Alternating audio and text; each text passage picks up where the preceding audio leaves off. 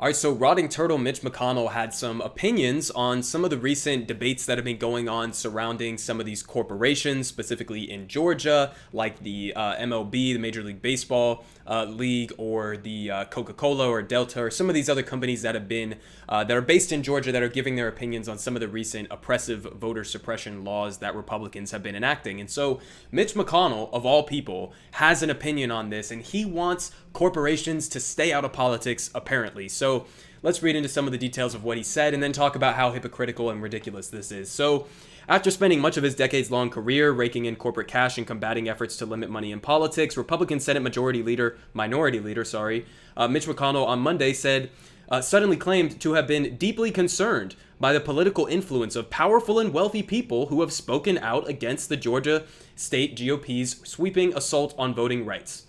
Powerful and wealthy people getting involved in politics. Wow. I've never seen that before. It's not like there's an entire party, the Republican Party, that is completely owned and operated by corporate and wealthy CEOs. Yeah, that is literally your party, buddy, and you actually had a hand in it yourself. America's top CEOs are opening up their wallets for Mitch McConnell's re-election campaign. Top Republican senator receives more money from S&P 500 CEOs than any other candidate in a competitive race. Wow. Okay, let's continue to listen to what else he had to say here. In a statement, the Kentucky Republican warned corporations that they will face unspecified consequences if they become a vehicle for far-left mobs to hijack our country from outside the constitutional order, a far-fetched portrayal of corporate America's largely tepid and belated response to the Georgia GOP's new voter suppression law. So, yeah, I mean, what they're saying there is, really, I mean, corporate responses to these types of things, they shouldn't be the end-all be-all, first of all. Okay, we shouldn't be having to rely, in a functioning democracy, you wouldn't be having to rely on giant corporations to be putting the pressure on these politicians who are passing things that are extremely unpopular and uncalled for in the case of the Georgia voter suppression laws. We shouldn't have to be relying on these corporations, but even if we are, calling them a vehicle for far-left mobs? Really? These corporations, these same corporations that far-left mobs are constantly railing against for avoiding paying taxes and donating money to corrupt ghouls like you to influence legislation in the legislative process, this is the world that you asked for. The world that you asked for and that you helped bring about is the world that corporations and CEOs and wealthy people have complete control over our political system. This is the system that you and your party, alongside Democrats, helped design. This is everything you ever asked for. But he continues on here.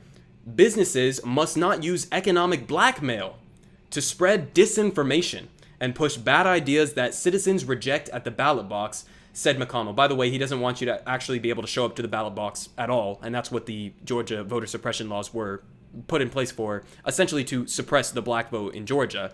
So yeah, talking about citizens, the irony here of him talking about citizens rejecting it at the ballot box while we're talking about legislation that is specifically designed to restrict the amount of people who can participate in the democratic process and go to the ballot boxes that he's talking about. So just a massively ridiculous hypocrisy here. And in addition to that, businesses must not use economic blackmail.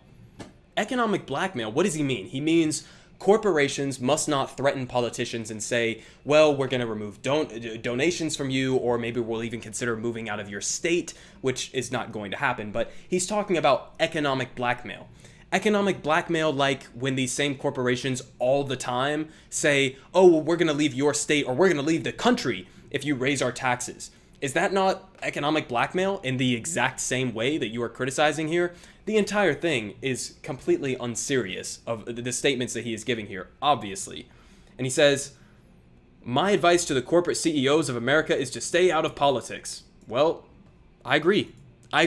So why don't we go ahead and pass laws that actually do get corporate money out of politics so that you and your politicians, your friends, don't have to be beholden to what these corporations want. Again, this is not a long-term solution, okay?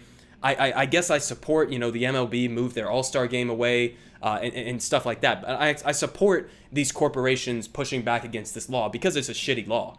But the point is, the system that people like Mitch McConnell have designed is the system where corporations and the wealthiest Americans have complete control over the legislative process.